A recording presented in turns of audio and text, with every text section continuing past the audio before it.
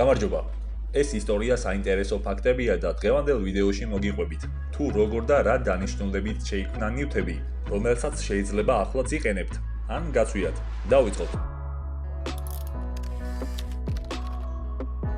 კალმის თავსაფარი.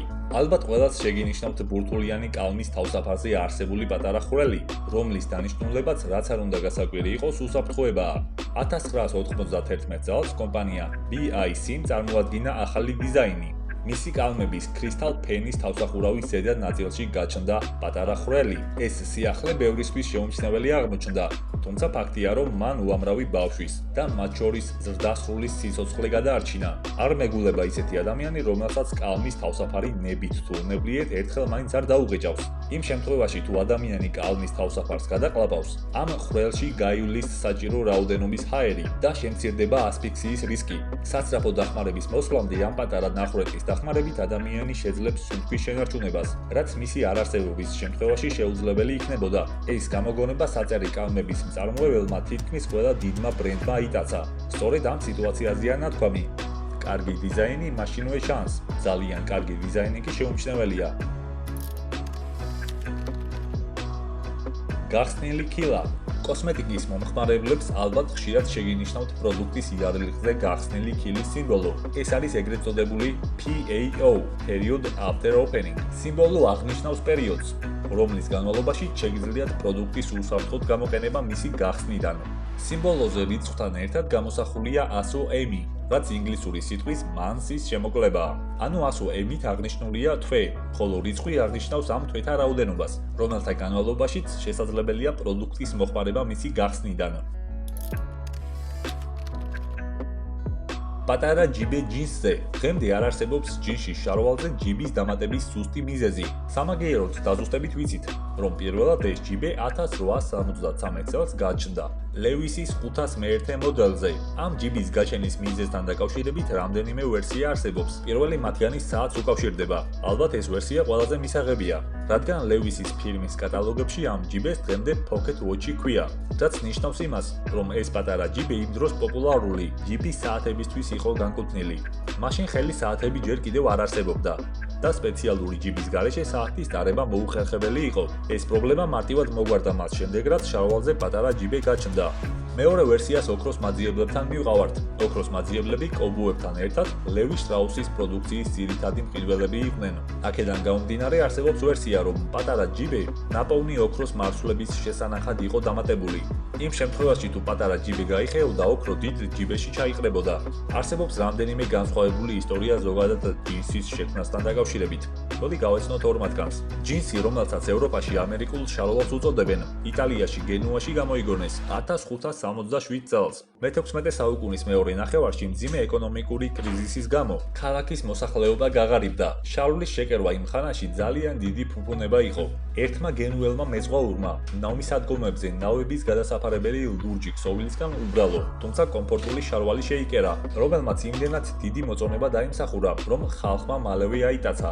მე-19 საუკუნის შუა ხანებში ამ სტილის შარვალმა ლევი შტრაუსის ყურადღება დაიმსახურა, ხოლო 1850 წელს შტრაუსი ამერიკაში გადასახლდა. გამგზავრების წინ გენუის პორტის ბაზრებში დარჩენილი ქსოვილი შეიძინა. ნიუ-იორკში ჩასულმა შტრაუსმა თავის ახლობლებთან ერთად ჯინსის შავლების კერვა დაიწყო. გენუაში შექმნილი მოდელი თავის გემოზე გადააკეთა და დახვეწა. ევროპიდან ამერიკაში ქსოვილის შეტანა დიდ როლს, დიდ დროსა და ფულს მოითხოვდა. ამიტომ შტრაუსმა სხვა ხერხს მიმართა.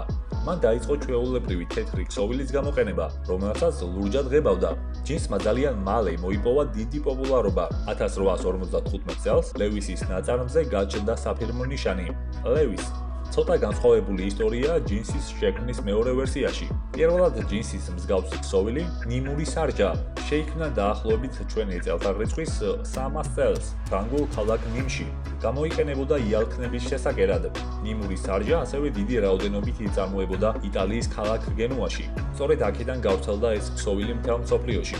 ჯინსის ქსოვილის სახელწოდება დენიმ მოდის საფრანგეთის ქალაქ ნიმიდან, ხოლო შარვლის სახელი ჯინსი ქალაქი გენუადან. საზოგადოების დიდი ნაწილისთვის ჯინსის გაჩენა ლევი შტრაუსის სახელს უკავშირდება, თუმცა ზემოთ მოყვანილი ფაქტებიდან აშკარა ხდება, რომ ჯინსის ქსოვილები და შარულები გაცილებით ადრე შეიქმნა, ვიდრე ამას ხალხი ფიქრობს. 1859 წელს კალიფორნიაში ოქროს ციებ-ცხელება დაიწყო და შტრაუსმა გადაწყვიტა სან-ფრანცისკოში დაეწყო სავაჭრო შუამავლობა. მან გემი დატვირთა სამკერვალო საქონლით, ტანსაცმლით და გაემგზავრა სან-ფრანცისკოში. შტრაუსმა მოისმინა მაღაროველებისგან, რომ ისინი ეძებდნენ გამძლე ტანსაცმელს საკმაოდ მძიმე სამუშაოებისთვის. შტრაუსს ილია დაებადა, მან აიღო შემორჩენილი იალქნისთვის განკუთვნილი ნაჭერი და გადაწყვიტა მისგან შაურის შეკერვა. ამ ვერსიის თანახმად ჯინსები თავდაპირველად შეიქმნა ამერიკელი მაღაროველებისთვის.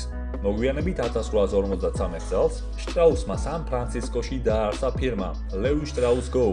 მაშინდელ ჯინსებს ლურჯი შეფერილობა არ ჰქონდა და ძალიან მალე ჭუჭყიანდებოდა. ამ პრობლემების გადასაჭრელად შტრაუსმა შარულები ლურჯად შეღება. 1873 წელს ლევი შტრაუსმა თავის ბიზნესში ჩართო ლატვიელი ემიგრანტი ჯეიკობ დევისი. 1886 წელს შტრაუსმა ტყავის მარკები მიაკერა ჯინსებს. მასზე გამოსახული იყო ორი ცხენი, რომლებიც საპირისპირო მხარეს ქაჩავდნენ ჯინსის შარვალს. დიდი ხნის განმავლობაში ჯინსს მხოლოდ მუშები, მაღაროველები და პატიმრები ატარებდნენ. თუმცა დროთა განმავლობაში ჯინსმა უამრავი ადამიანის ცხოვრებაში შეაბიჯა. მეფე გული. თუ დაკვირვები ხართ ბანკოს დასტაში არსებულ მეფე გულს, საკმაოდ უცნაური გამოსახულება აქვს. ის ერთადერთი მეფეა, რომელსაც ულვაშები არ აქვს. კიდევ უფრო საინტერესოა ის ფაქტი, რომ მეფე თავში ირჭობს ხმალს. რატომ? ამასთან დაკავშირებით სხვადასხვა თეორია არსებობს. მოდი გავეცნოთ რამდენიმე მათგანს. პირველი თეორიის თანახმად ორიგინალ მეფე გულს მარცხენა ხელში არა ხმალი, არამედ ნაჯახი ეჭირა. თუმცა საუკუნეების განმავლობაში ბანკოს მრავალჯერადი გადაკოპირებისას მეფე გულმა ორიგინალი გამოსახულება დაკარგა.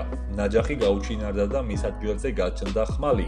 მეორე თეორია აცხადებს, რომ მეფე გული გამოხატავს ემოციურად გაუწონასწორებელ ფრანგ მეფეს, დიდი ალბათობით შარლ მეექვსეს, რომელსაც გიჟს ეძახდნენ. გავრცელებული თეორიის თანახმად მეფე ჭკუიდან შეიშალა და ხმალი თავში გაიყარა იმ აკვიატებული აზრის გამო, რომ ეგონა ვიღაცას მისი მოწამვლა სურდა.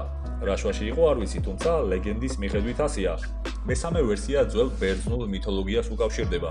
ზოგი ისტორიკოსი ფიქრობს, რომ მეფე გული წარმოადგენს აიაქს დიდს. მაშინ, როდესაც ქალი გული უმშვენიერეს ელენას მენელაუსის მეუღლეს გამოხატავს. აიაქს დიდი იყო ელენას ერთ-ერთი დიდი თაყვანისმცემელი. თუმცა როცა ქალმა ის უარყო, აიაქსიმ თავი საკუთარი ხმლით განიგმირა. ეს ყველაფერი გახლავთ ილიადადან. დღეისათვის სულ ეს იყო. თუ მოგეწონათ ვიდეო, დაალაიქეთ და იქნებ არხიც გამოიწეროთ. შევხვდებით შემდეგ ვიდეოში. ნახვამდის. ეს გახლავთ YouTube არხი HS Family, სადაც შეგიძლიათ იხილოთ ძალიან საინტერესო ვიდეოები. მაგალითად, როგორ იცვლებოდნენ ცნობილი ადამიანები წლების განმავლობაში, როგორ გამოიყურებიან ჩვენი საყვარელი ფილმების მსახიობები დღეს, რომელი ცნობილი ადამიანია ყველასთვის ნაცნობი, მულტიპლიკაციური პერსონაჟების მიღმა და ასე შემდეგ. HS Family-ს ლინკი ვიდეოს აღწერაშია.